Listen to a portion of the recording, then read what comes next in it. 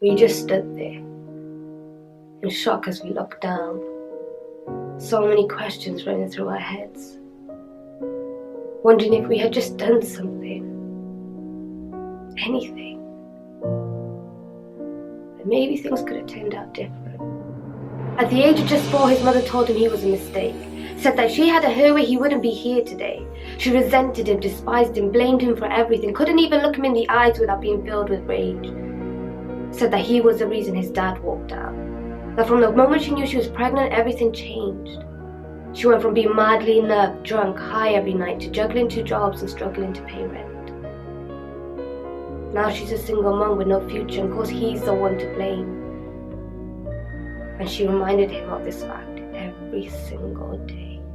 By age 11, he'd seen it all. Drug addiction, violence, sexual abuse. He tried to block it out as best as he could, but no matter how hard he tried, it was no good.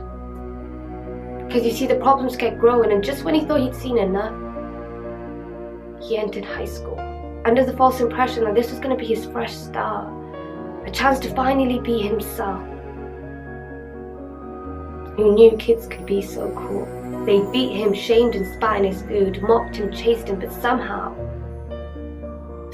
he'd make it through. He wasn't even living at this point, he was just struggling to survive.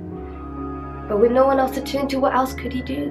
It wasn't long till the teachers labelled him a problem child. Said he was disruptive, an inconvenience, that if he didn't settle down, he'd be kicked out. Didn't even try to understand him. He tried to push it all out, but how? He couldn't fight it anymore. He'd put up with it for too long. He no longer cared. He was getting angry now. Problems at school, the streets at home. Where was he supposed to go? By this point, he let his emotions take over. He was angry, violent, abusive. He'd completely lost control. He was done caring about anything. He didn't give a shit anymore. Age 16, and he was walking in his father's footsteps, lost and consumed by self-hate. Took drugs to block out the thoughts in his head, anything to numb the pain. Desperately wanted to get away, escape to a better place. A place where he could call home. A place where he felt safe. Safe to face another day, but that doesn't happen in the real world. Because you see, there is no light at the end of the tunnel. Not for people in this place. Because you see, he wasn't a bad kid. He was just scared. Left to fight this world on his own, desperately wanted someone to care. It wasn't long till he gave in to it. He'd become someone he hates. He didn't want to fight it anymore, he'd accepted it. This was his fate.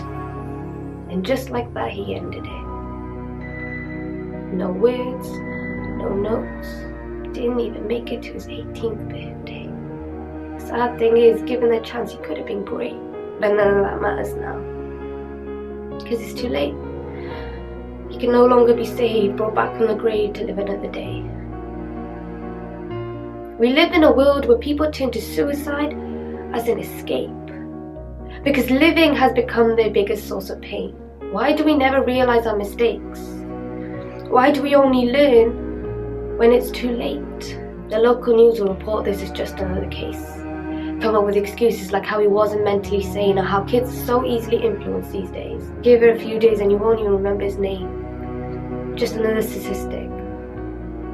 And so many young people go the exact same way. This is the world we live in. It's such a cruel world. It's such a shame.